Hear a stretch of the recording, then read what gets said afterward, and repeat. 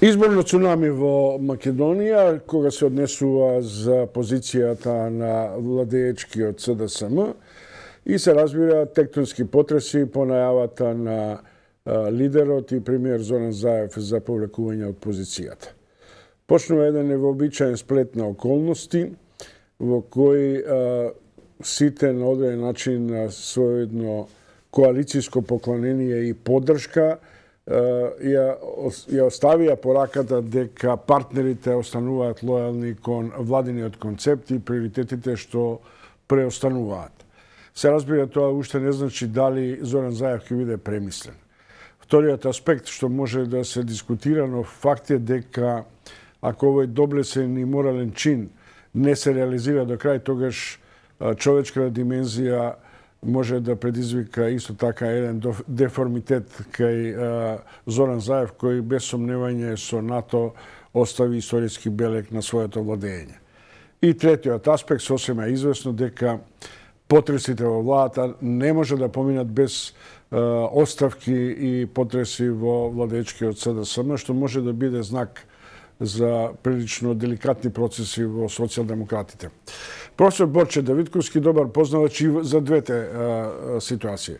Професоре, што очекувате? Дека Заев ќе се повлече, а ако не се повлече, што би биле последиците и решенијата во однос на тамошниот политички дискурс за кој ќе води владата, како ќе се конституира мнозинството и така натаму? Мислам дека прво треба да направиме неколку чекори. Имаме формално правни аспекти. Прво треба оставката да биде депонирана во собрание. Треба собранието да се закаже согласно уставот.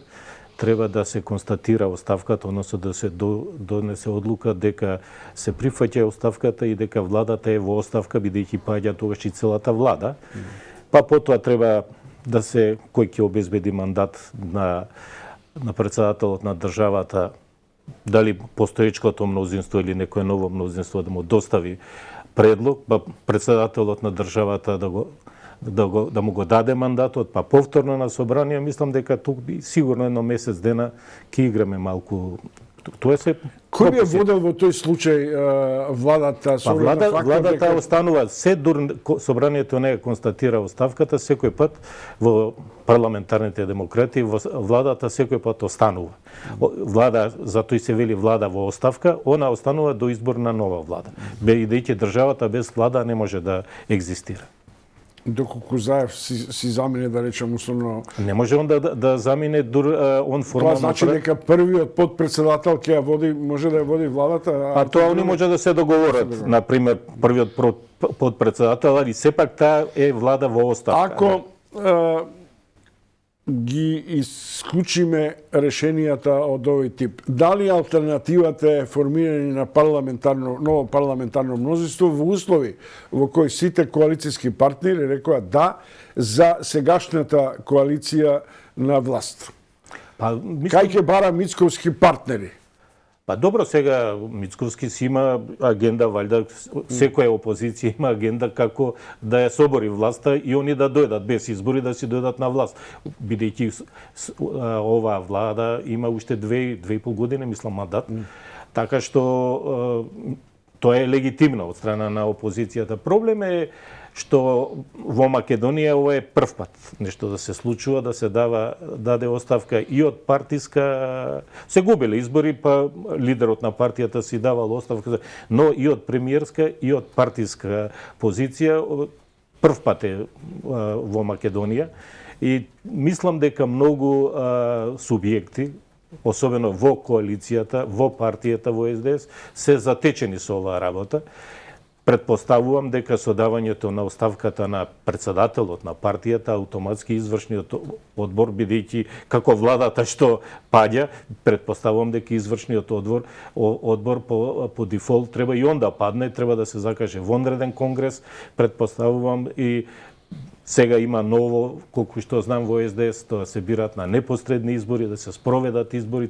Сепак е тоа една машинерија која што изискува време, а ние живееме у многу моментално е невреме во Македонија. Немаме струја, со бугариве како ни односите, економски колапс може да доживееме ради високата струја, стопанството пропаѓа. Едноставно ќе мора нешто, некој подхитно владата да се, како би се рекло, да работи со капацитет, не може со пол, но сепак со капацитет да работи, за да не останеме и без струја, и без датум за преговори и така натака. Ако се игра на варијанта дека Заев се повлекува, а очекувањата се дека може СДСМ да номинира свој кандидат за продолжување на мандатот, а при тоа, например, извршниот одбор треба да се повлече заради моралните и доблесните карактеристики, тоа практично значи нов кјорсокак. Па токму тоа кажувам, доколку коалиционите партнери, како синоќа што видовме, даваат безрезервна поддршка на ова моментална актуелна власт, доколку се договорат, тоа може за 15 на дена да се изоди, евентуално да се најде друг кој ќе биде председател на влада.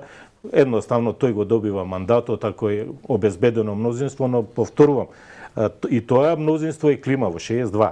Бидејќи и обратно и опозицијата и она да направи некое мнозинство, пак ќе биде 62-3. Тука во овие услови можда треба евентуално да се размислува, можда е време евентуално да се направи некоја техничка влада, која што да ги изоди овие врочите костени, што би се рекло, да ги преземе и да реши проблемот со струјата, евентуално со бугариве, како ќе биде после нивните избори во новембар, а евентуално дали имаме шанси во декември да добиеме датум и потоа и да припреми терен за евентуално на пролет за вонредни, мада многу избори имаме во Македонија, мислам дека не е ни време ни место да имаме пак вонредни парламентарни избори. Лошо е и за демократијата, и за стопанството, за се е лошо. Дали е на повидок или се тестира и од надвор и од внатре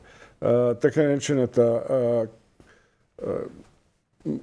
четворо партиска коалиција, голема коалиција, бидејќи натаму општите надворешни, па и внатрешни политички проблеми и економски налагаат еднаква реакција и на овие што сега владеат и на тие што треба да дојдат на власт. Ако се паметни, нашиве условно речено лидери, бидејќи не си лидери, обични председатели на партии се, ако се паметни, таа голема кога може германците, демокристијаните со социјалдемократите у две влади да работат заедно. Еве, сега после изборите победија социјалдемократи, ама излегува на избори. Меркел 15 години од тоа пола мандат го спроведе со социјалдемократите во власт, во интерес на Германија. Исто во интерес на Македонија да се реши ова со енергетска криза, со стопанство, да се реши да се добие конечно дата со Европа и тоа поглавје да го затвориме, што би се рекло, и евентуално кога ќе се изодат сите тие горливи проблеми, што се тешки за Македонија. Сепак сме ние 2 милиона, не сме ни 2, сигурно сме 1.200.000-300. Еве по бројот на гласачиве се гледа колку моментално живееме тука. Доколку ги решиме тие проблеми, потоа ќе си има избори, па кој ќе си победи на избори, нека се спроведе. Но и тогаш сите ќе може да кажат дека мојата заслуга е и за Европа, бидејќи НАТО веќе се знае. Добро, има тука една различен количник, да речем. Веќе се манифестира тоа.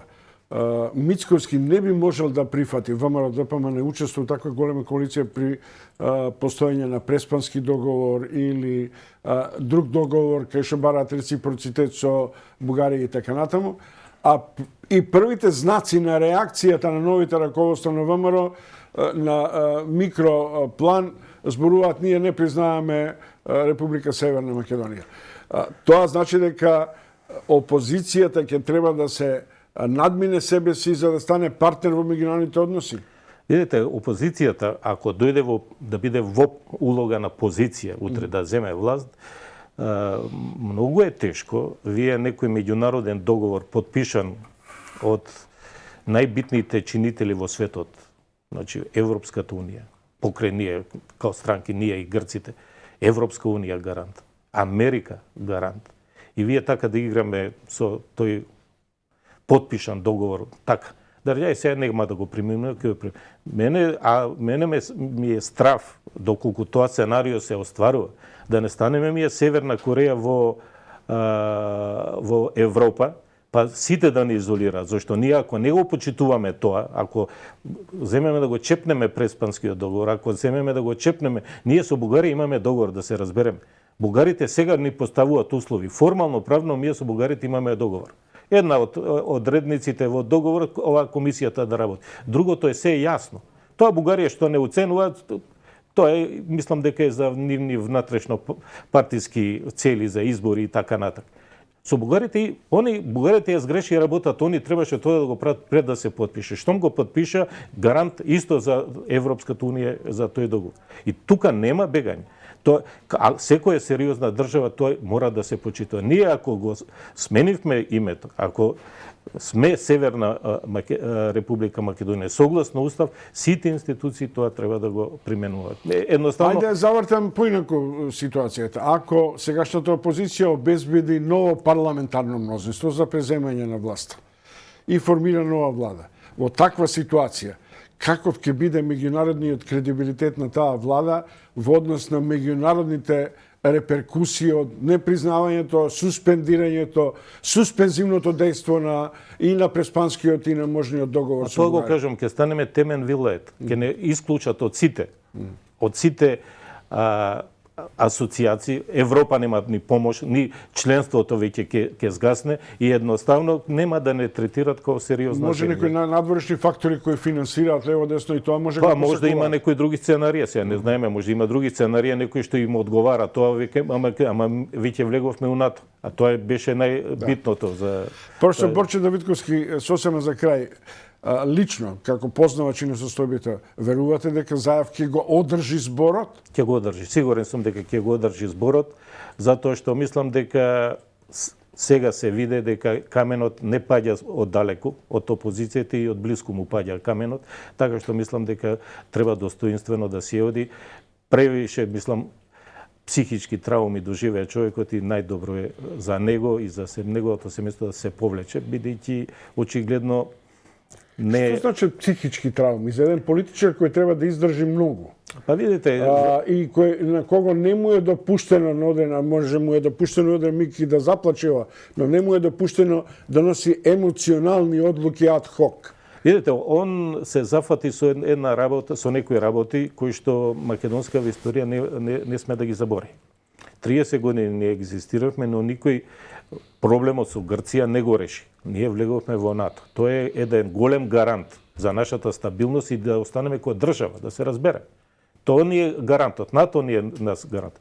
Уште, он направи све направи за еви со Бугарија. Дури им одоволуваше нешто што ги помина сите граници. И можда и затоа и вакви реакции имаше и од опозицијата и од неговото блиско обкружување. Очигледно и тоа влија за неговата оставка.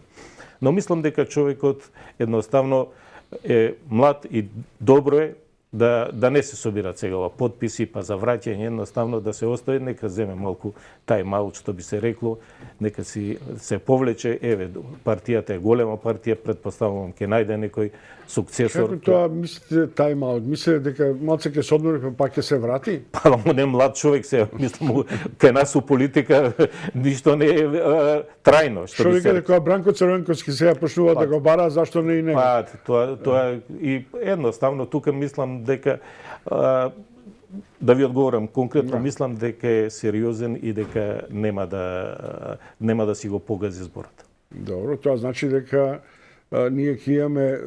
ние сега имаме политичка криза, тогаш можеме да имаме и владина криза на оден начин. Па, ако не најдат Одбрана личност. Мислам дека сега е најтешкиот период у Македонија, следниве 15 дена по мене ќе бидат најтешки.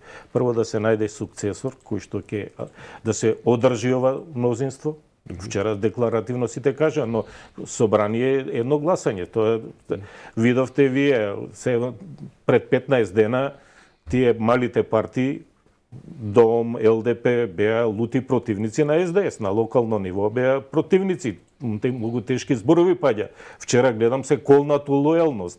Јас не можам да сватам се некој кој што секи си дојде у влада министер, а до вчера бил кандидат за градоначалник, изгубил, добил неколку 2-3 гласа или бил без разлика на колку и он сега легитимитетот го црпе од листата кој што бил на СДС и сега повторно министер ќе си биде. Малку тоа богот Јанус со две лица едноставно во македонската политика е... Само кратко едно прашање.